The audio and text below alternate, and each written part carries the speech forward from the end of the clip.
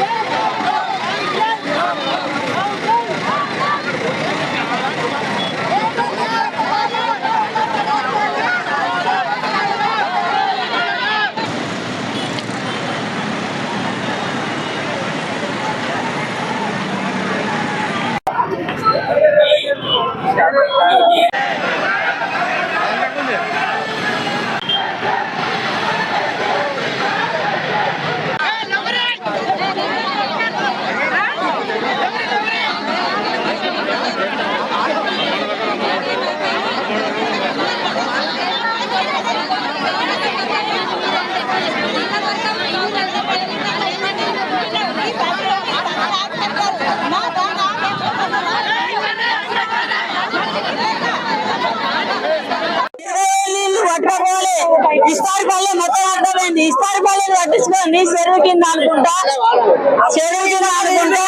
ఆ పొయ్యే ఇళ్ళల్లో సున్నా నీళ్లు తరలే. ఏమైనా ఒక ఇల్లు కూలలేదు వాళ్ళు బయటకు రాలేదు. మరి వాళ్ళకు ఇల్లు మంజూరు చేసిరు కానీ ఇస్తారిపల్లి మరి కొట్టుకొని మరి రోడ్డు మీద పనులాడుకుంటున్నప్పుడు ప్రభుత్వం ఏం చేసింది? ఇలా సర్వేలు వేసుకుంటా 27 ఇల్లు ఇస్తాం కట్ట వేస్తాం అది వేస్తాం అనుకుంటా ధర్నా చేస్తారు కాబట్టి కట్ట పోసేది లేదు. మీరు ఇస్తే ఇస్తారిపల్లి నారాయణపూర్ మొత్తం లేపేది ఉంటే చెరువు కట్ట అయింది. లేకపోతే పోలీసులు కట్టుకుంటా సార్లు కట్టుకుంటా. మాది గంగాధర మండలం సైదాబాద్ గ్రామం వెళ్ళాలని మేము తరగతి కోసం వచ్చినాము. మా కట్ట ప్రాజెక్టు చేస్తా అంటే మేము ఎటు పోతాము? మమ్మల్ని లేపి మాకు ఎక్కడైనా పునరావాసం కల్పించిన తర్వాతనే మేము ప్రాజెక్టు చేసుకోవాలి. అందులో సగం ఇళ్ళని తీసేద్దాం సగం ఇళ్ళని తీసేయమని మాట్లాడుతున్నాం. సగం ఇంటి తీసేస్తే మరి మళ్ళీ మేము లాస్ట్కి వద్దాం కదా. మరి మేమెట్లుండు? మేము ఇప్పుడు వర్షం పడ్డప్పుడల్లా మమ్మల్ని తీసుకొచ్చి గంగాధర స్కూల్లో మమ్మల్ని ఉంచుతున్నారు. ఉంచి 4-5 రోజులైనాక మళ్ళీ మమ్మల్ని పంపిస్తున్నారు. అట్లా మేము ఇంకెన్ని రోజులు ఉంటాము? ఎన్ని రోజులు గడుపుతాం? అట్లా మమ్మల్ని అట్లా చేయొద్దు. మాకేదన్నా న్యాయం చేయాలి. అందుకోసమే ఇక్కడికి ధర్నాకి వచ్చినాము. మేము ఎంతమంది ఇక్కడికి వచ్చి ధర్నా చేసినా కానీ ఒక్కళ్ళు కూడా పెద్దలు ఎవరు రాలేరు, రెస్పాండ్ కాలేరు. అంటే మా ఇష్టం మేమే చేసుకొని మేమే కూడా అప్పుడు ఓట్లప్పుడు వచ్చి మా ఊళ్ళకి వచ్చి మాకు ఓట్లు వేయింది. మేము మీకు ఇది చేస్తాము, మీకు అది చేస్తాము, మీ ఊరును లేపుతాము, మీకు అవ్విస్తాము ఇవి ఇస్తాము అని వాగ్దానాలు చేస్తారు. ఇప్పుడేమో ఎవరు రారు. మేము ఎందుకోసం వచ్చినట్టు మా ఊరిని ముంపు గ్రామం చేయాలి.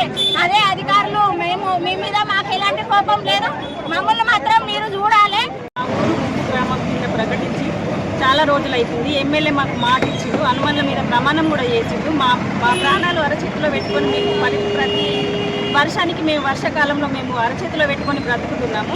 మాకు ఇప్పుడు ఇంతకుముందు చెరువు తగినప్పుడే మమ్మల్ని స్కూల్లో తీసుకెళ్ళాడు మాజీ ఎమ్మెల్యే. దయచేసి ఇప్పటికైనా ఎమ్మెల్యే గారు కొంచెం ఆలోచించి అర్థం చేసుకొని మమ్మల్ని ముంపు గ్రామం కింద మా ఊరు పోయేలాగా మాకు సహాయం చేస్తాడని చెప్పి మీరు అన్న మాట నిలబెట్టుకుంటారని చెప్పి మేము అనుకుంటున్నాం.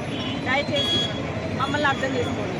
నారాయణపూర్ గ్రామం ఇవాళ గంగాధర ఎక్స్ప్రెస్లో ధర్నా చేపట్టినాం. మేము ధర్నా చేపట్టడానికి కారణం ఏంటిదంటే మేము ఎన్నోసార్లు పై అధికారులకు మొరపెట్టుకుంటున్నాం. అయ్యా మా నారాయణపూర్ గ్రామాన్ని విభజించి పాలన చేయకుండా ఓన్లీ 30-40 ఇల్లు కట్టబట్టున్న ఇల్లు తీసుకుంటామని చెప్పి మీరు అంటారు. దయచేసి అవి కాకుండా మిగతావి కూడా మా ఊరు మొత్తం చెరువు కిందనే ఉంది కాబట్టి మా ఊరు మొత్తం అయ్యా అధికారులారా మా ఊరు మొత్తాన్ని గ్రామంగా ఏకదాటిగా ముంపు గ్రామంగా తీసుకోమని ఎన్నోసార్లు అధికారులకు కలెక్టరేట్కి అయినాం. ప్రతి అధికారుల దగ్గరికి అయినాం. పై అధికారుల దగ్గరికి ఏదో ఏమంటారు మా మాట ఎన్నిసార్లు చెప్పినా కానీ చెప్పినా చెవుకు పేరు అన్నట్టే చెప్తున్నారు. మేము మా చెప్తూనే ఉన్నాం. 16 తారీఖు నాడు మొన్న భవిష్యత్ 16 తారీఖు నాడు ప్రజాభిప్రాయ సేకరణ అని చెప్పి నారాయణపూర్ గ్రామానికి వచ్చింది. ప్రజాభిప్రాయ సేకరణ నారాయణపూర్ గ్రామం మొత్తం ఏకదాటిగా నారాయణపూర్ గ్రామాన్ని ముంపు గ్రామంగా తీసుకోమని చెప్పి ప్రజాభిప్రాయ సేకరణ లోపల మేము చెప్పాం.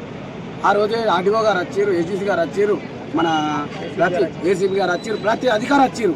ఆ రోజు మేము అధికారులకి ఇంత మంచిగా మునబెట్టుకోగా చూతా మాకు తెలియకుండా పండగ రోజు మన శనివారం నాడు పండగ రోజు మాకు తెలియకుండా సర్వేలను పంపించారు సార్. అంటే నిమ్మకు నీరెత్తినట్టు మా మాట వాళ్ళ చెవికి పేరు వారినట్టే లేదు. దయచేసి అధికారులకు ఎన్నోసార్లు చెప్తున్నాం, మాకు తెలియకుండా సర్వేయర్లు మా ఊళ్ళోకి వచ్చి సర్వే చేస్తే మా ప్రజలు భయభ్రాంతులకు గురై వాళ్ళ ఇళ్ళకి ఇప్పుడు సర్వే చేసి వెళ్ళిపోతుంది. ఈ వాళ్ళ ఇళ్ళ మంది వాళ్ళకి అయిపోతే మా పరిస్థితి ఏంటి? ఎన్నో కథ కింద ఉంటున్నాం. మాకు జాలు, మన గోడలు కూలుడు, పాములు, తేళ్ళు చెరువు కట్ట కింద ఉంటే ఎంత ఇబ్బంది అనేది ఊళ్ళోకి ఏర్పాటు. ప్రతి ఒక్కరికి ఇన్నిసార్లు చెప్పినాం, కన్నతల్లిని కట్టుకుని ఇల్లుని ఎవరు వదులుకోవాలని చూడరు, మేము ఊరు మొత్తం ఏకదాటిగా వాదుకుంటామని అంటున్నాం. అయ్యా అధికారులారా, ఇప్పటికన్నా దయచేసి మా ఊరు గ్రామాన్ని ముప్పు గ్రామంగా తీసుకోరి. ఎమ్మెల్యే గారికి కూడా ఎన్నోసార్లు మొరబెట్టుకున్నాం, అయ్యా మా బాధకి ఇది నారాయణపూర్ గ్రామాన్ని ముప్పు గ్రామంగా తీసుకోరని చెప్పి. ఎమ్మెల్యే గారు కూడా అంతటా మంచిగానే చేస్తున్నాడు. ఎవరైనా చనిపోయిన కాడికి వచ్చుతా వాళ్ళు చాలా బాగా చేస్తున్నారు. ఓన్లీ మా ఊరు విషయంగానే సార్కు ఎంత పట్టింపు లేకుండా ఎందుకుంటున్నారు?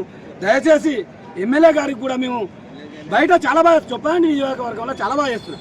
నా నారాయణపూర్ గ్రామాన్ని కూడా దయచేసి మీరు ముప్పు గ్రామంగా తీసుకుంటామని మాకు మాట ఇచ్చారు. కాబట్టి సార్ దయచేసి మా నారాయణపూర్ గ్రామాన్ని మొత్తం ఏకదాటిగా ముప్పు గ్రామంగా తీసుకొని మాకు పునరావాసం కల్పించాలని ఇవాళ మీ రోడ్ ఎక్కడం జరిగింది.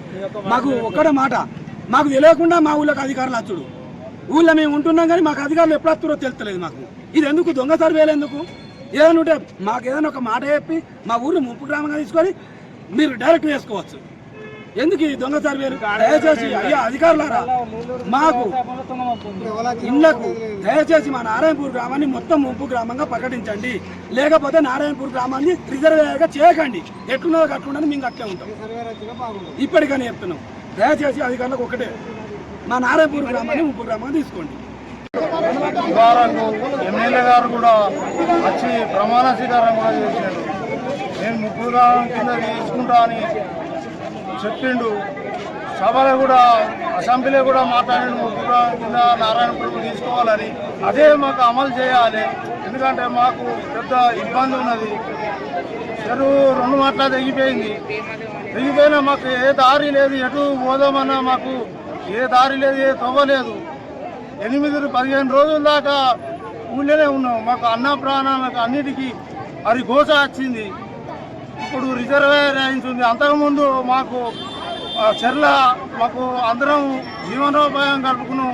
మక్కలు వండు, జొన్నలు వండు, వడ్లు వండు, ఎన్నో విధాల మా బర్రె అన్ని విధాల మేము బతికిన వాళ్ళం. ఇప్పుడు దాని నిండా నీళ్ళు ఇచ్చుడు ఇట్లా మా గ్రామాలకు మొత్తం మా ఇళ్ళకు నీళ్ళు వస్తున్నాయి, పాములు వస్తున్నాయి, తేళ్ళు వస్తున్నాయి, మాకు దుంగం వస్తుంది.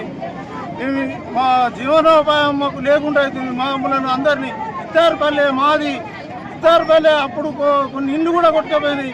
మా ఊరు పక్క పన్న మా నారాయణపూర్ కూడా కొన్ని ఇండ్లు కొట్టుకపోయినాయి. వీటిని ఊడిపి మళ్ళీ మమ్మల్ని ముప్పుగా కింద తీసుకోవాలని మేము విన్నపిస్తున్నాం.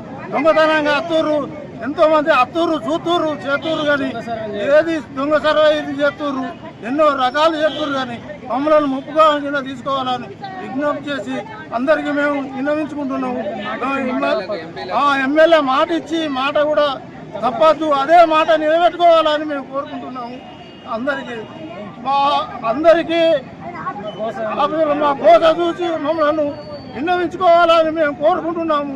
మా బాధలు ఎవరికి చెప్పుకోవాలి? అన్నీ కూలిపోవడం జరుగుతుంది. పాములు, తేళ్ళు అన్ని మా బతుకు లేకుండా చెర్లపల్లి మాది, ఇత్తారుపల్లి, నారాయణపూర్ 2 మాకు ఇత్తారుపల్లి ముప్పుగా కింద మా నారాయణపూర్ ముప్పుగా కింద తీసుకోవాలని విన్నవించుకుంటున్నాము. వాళ్ళ పైసలు పడుతున్నాయి. ఈ విషయం అనేది మాకు భయభ్రాంతులకు గురి చేసి మమ్మల్ని ఒకటి చెప్పకుండా వచ్చింది వాస్తవము. మేము దృష్టి తీసుకెళ్ళాము. నెక్స్ట్ పని మీద వస్తే ఖచ్చితంగా ముందస్తు ఇన్ఫర్మేషన్ ఇచ్చుకోవాలని కలెక్టర్ ఇన్స్ట్రక్షన్ అట్లనే వస్తుంది. మీరు మరి ఇంత మాకు తెలియకుండా రావడానికి ఇంత ఒత్తిడి ఎందుకు చెప్తున్నారు? మా ఊరు మీద ముంపు గ్రామం తీసుకోమని మేము ఎన్నోసార్లు మీకు వినతి పత్రం ఇస్తున్నాం. ఇంత ఒత్తిడి చేసి మాకు తెలియకుండా చేయకుండా ఎందుకు మేడం దయచేసి మీరు ఒకసారి అర్థం చేసుకోండి మేడం. మా ఊరు మొత్తం ఏ మీకు మొన్న ప్రజాభిప్రాయ సేకరణ నేను చెప్పినాం కదా మేడం. దయచేసి మీరు అందరూ మాకు తెలియకుండా భయపడాలి. రాత్రి 12 కొట్టే రాత్రి వస్తే మీరు భయం కాదా? ఒక్కరించి వెంటి పోలీసు వాళ్ళు వస్తే భయం కాదా? రాత్రి 12 కొట్టి రాత్రి వచ్చడానికి పయాత్కారు మా మీద గంతొత్తి ఎందుకు చేయాలి? పొద్దుకి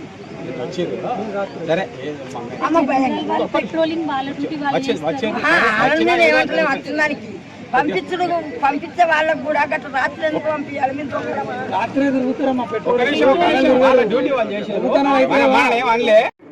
నారాయణపూర్ రిజర్వాయర్కి సంబంధించి ఈరోజు నారాయణపూర్ గ్రామస్తులు గంగాధర ఎక్స్ రోడ్లో ధర్నా నిర్వహించడం జరిగింది. దీనికి ముందస్తుగా వాళ్ళు పోలీస్ పర్మిషన్ తీసుకున్నారు. తదనంతరం తహసీల్దార్ కార్యాలయంలో నాకు ఒక రిప్రజెంటేషన్ ఇవ్వడం జరిగింది. దీనికి సంబంధించి గ్రామస్తులందరూ రిజర్వాయర్లో ఒక 40 ఇండ్లు మాత్రమే తీసుకుంటున్నారని, ఆ విధంగా కాకుండా గ్రామాన్ని మొత్తం ముంపు గ్రామంగా ప్రకటించమని వాళ్ళు కోరుతున్నారు. మనకు మొదటి నుండి కూడా వాళ్ళు అదే రిప్రజెంటేషన్ చేస్తున్నారు. ఈ క్రమంలో ఈరోజు కూడా అదే విషయమే మళ్ళీ ధర్నా చేసి అదే రిప్రజెంటేషన్ నాకు కూడా ఇవ్వడం జరిగింది. నేను ఇదే విషయాన్ని పై అధికారుల దృష్టికి తీసుకెళ్తానని తెలియజేస్తున్నాను. మేడం తెలియకుండా అధికారులు వచ్చారని చెప్పి చెప్తున్నారు కదా, అధికారులు చెప్పకుండా అంటే మనకు అక్కడ గ్రామ సభ లాంటిది కాదు. గతంలో ఏదైతే సర్వే చేశారో మళ్ళీ ఒకసారి మెజర్మెంట్స్ తీసుకోవడం కోసం వచ్చారు. అయితే మన ముక్కు క్రింద పోయేటువంటి 40 ఇండ్ల వాళ్ళు బ్యాలెన్స్ హౌసెస్ వాళ్ళ మధ్యలో కొంత గొడవ చేయడం జరిగింది. నేను ఇమీడియట్గా ఎస్ఐ గారికి తెలియజేశారు. ఎస్ఐ గారు వాళ్ళని చెదరగొట్టి ఇష్యూని డిస్పోజ్ చేశారు.